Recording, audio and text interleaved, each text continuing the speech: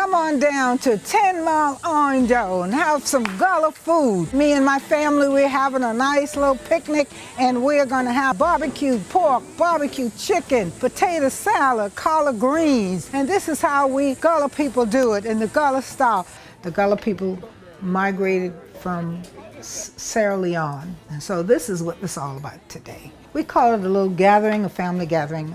Now the Gullah Geechee heritage, which came from our ancestors, the Africans who came over, who were rice growers from the west coast of Africa, they were the ones who were responsible for actually the economic development of the United States of America. They actually started growing rice just for survival, and the British discovered that they knew how to grow rice, which immediately gave a big economic boom to the beginning of the United States. And actually South Carolina was the wealthiest state in the United States due to rice production.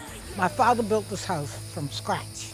I was born here, delivered by a midwife. When my mother got in labor with all her kids, she would call her. We didn't have a whole lot of yard space here because we had our little farm.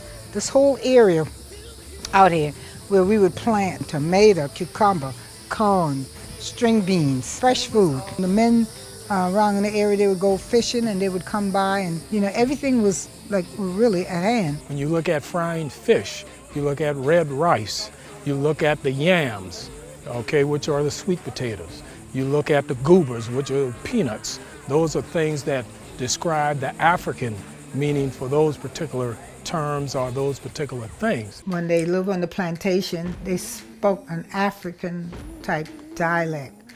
And then that dialect changed to American dialect. So you would find saying like grits, they would call it humney.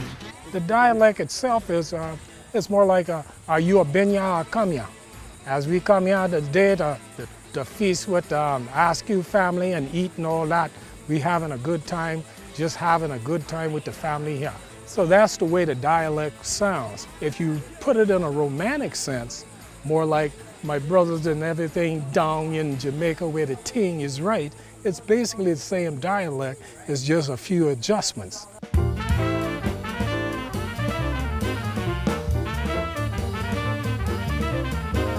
Well, this Gullah style of cooking was handed down from 3 generations. My grandmother, my mother, and my aunt. I mean, that's how I became a great cook, because I think I'm a great cook. I'm an author of a cookbook. The name of the cookbook is Gullah Cuisine by Land and by Sea. With the collars, I like to use a little smoked meat. That's the Gullah style. We prepare collars with smoked neck bone and ham hock, and sometimes they throw a little pigtails in it. I usually take the greens and I usually turn it like this, roll it like a little bit, turn it like this, like this. When it's cooked and you serve it, it's more neater. When I grew up, this is the way how we did this, like this. The little tiny stems, we put that in there. My mother always said, all the vitamins are in this part. This is the spare ribs. We're gonna barbecue this. We're gonna put this on the grill. Before I put it on the grill, once I clean it, then I make a rub. It's garlic, granulated onions, salt and pepper. I like to combine it a little bit and then rub it in. I always do that hand rub, and it seems like it gives the food a little love and it just tastes better. It's good to do it overnight so the seasoning can go through it. Barbecue sauce I make from scratch. Mike, come here a minute. Put your finger, taste that sauce. This is my homemade sauce. This is the sauce going on the chicken. I should have been out here supervising. And we're also going to have fresh whiting fish with heads on. This is the fish I grew up on, which we got it from the river, which is not too far from this little area. My first meal that I prepared was liver and onions. And my older brother told my mom, said, "Mom, you don't have to rush back to Charlotte." Charlotte made a delicious meal. And that kind of made me feel so proud. So I was cooking ever since that. This is fresh corn that has been shucked. I like to boil it, but this is a nice little secret. I put a little milk and water and a little salt. I'm serving Gullah potato salad. And what I do is I use celery and I chop the celery up fine. And then once I chop the celery up, I do green pepper, chop that up, and boil eggs. And I chop that up, set it aside, and mayonnaise. I like to use Hellman, but the one I made today is with Hellman. And I always use sweet salad cube pickles.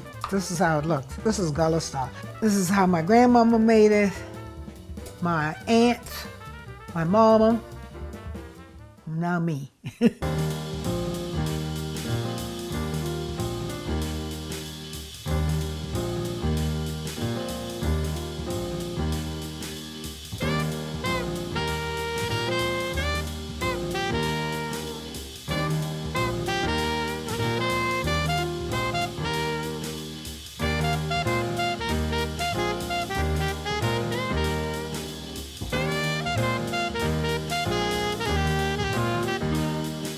We see the Gullah Geechee culture as a culture rich with being inventive as far as economic development, social development, and also educational development. Because when we couldn't read or write, because it was against the law, we told things in story form. And as telling things in story form, there were hidden lessons in each story. So therefore, you not only had the stories of the telling of your history, but you also had the food and celebration. And the food just was a variety from all over. And when you look at even the housing, because a lot of us, you look at us as being slaves, but we are also craftsmen. We were bricklayers, we were artists and what have you. The music, of course, folks know that the music, particularly gospel and jazz and all that, has that African overtone, which all started here on the East Coast, then migrated throughout the country.